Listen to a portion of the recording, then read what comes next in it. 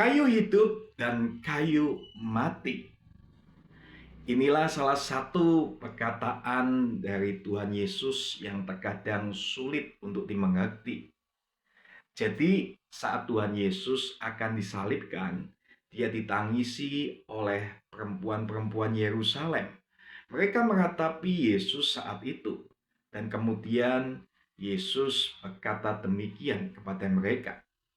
Sebab jikalau orang berbuat demikian dengan kayu hidup, apakah yang akan terjadi dengan kayu kering?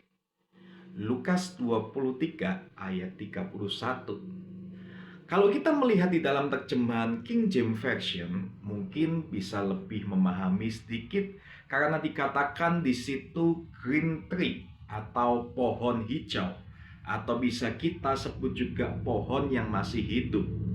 Jadi King James Version mengatakan, sebab jikalau orang berbuat demikian dengan pohon hidup, apakah yang akan terjadi dengan pohon kering? Jadi yang dibicarakan di sini adalah pohon, bukan kayu. Pohon yang hidup dan pohon yang mati. Nah, hal ini merujuk kepada Yeskiel 20 ayat 47. Dengarlah firman Tuhan. Beginilah firman Tuhan Allah, lihat aku akan menyalakan api di dalammu yang akan memakan habis setiap pohon yang hidup padamu dan setiap pohon yang layu kering. Apinya yang sedang bernyala-nyala tidak akan padam, dan semua muka dari selatan sampai utara akan terbakar kepanasan olehnya. Nah, pohon seringkali menjadi gambaran dari manusia, seperti yang terdapat di dalam Mazmur 1 ayat yang ketiga.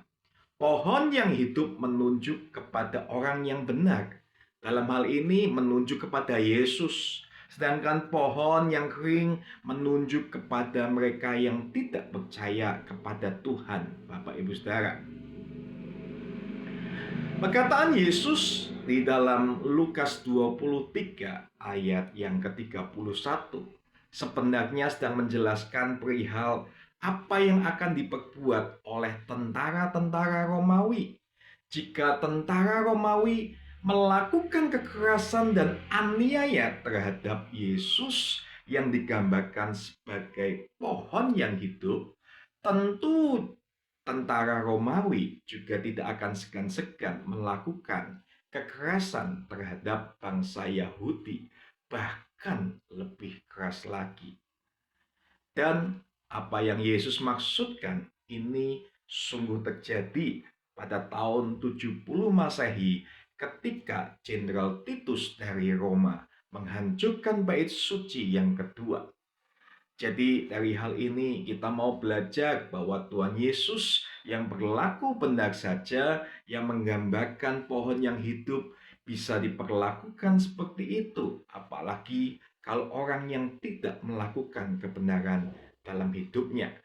Kalau kita tahu api itu pasti akan lebih mudah membakar pohon yang mati atau kayu yang mati atau yang kering.